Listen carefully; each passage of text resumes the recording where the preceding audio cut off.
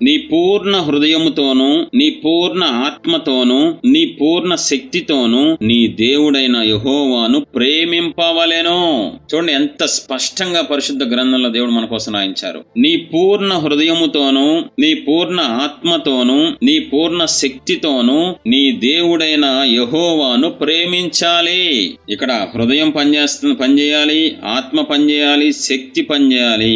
ఇదే దాన్ని మళ్ళీ ఒకసారి చూద్దాం. మార్క్స్ వార్త 12వ అధ్యాయం 30వ వచనంలో చూసినట్లయితే ఇదే సబ్జెక్టు, నీవు నీ పూర్ణ హృదయంతోనూ, నీ పూర్ణ ఆత్మతోనూ, నీ పూర్ణ వివేకముతోనూ, నీ పూర్ణ బలముతోనూ నీ దేవుడైన ప్రభువును ప్రేమింపవలెనన్నది ప్రధానమైన ఆజ్ఞ.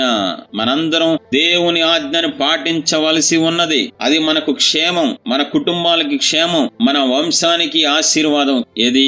దేవుని ఆజ్ఞలు పాటించడం అన్నది. దేవుని ఆజ్ఞలు పాటించి గొప్ప అయిపోవచ్చు. మనం ఇక్కడ పరలోకంలో గొప్ప స్థానంలో ఉంటాం ఆయన ఆజ్ఞలు పాటించినట్లు. ఎందుకంటే ఆయన ఆజ్ఞలు ఎప్పుడూ మంచివే, ఆయన ఆజ్ఞలు ఎప్పుడూ పరిశుద్ధమైనవే, ఆయన ఆజ్ఞలు ఎప్పుడూ మనకి క్షేమాన్ని తీసుకొచ్చేవే. ఆయన స్వార్థం లేని దేవుడుగా మనకు కనబడుతున్నారు. కాబట్టి ఆ ఆజ్ఞ వెనక మనకి, మన కుటుంబాలకి, మన దేశానికి, మన రాష్ట్రానికి ఆశీర్వాదం.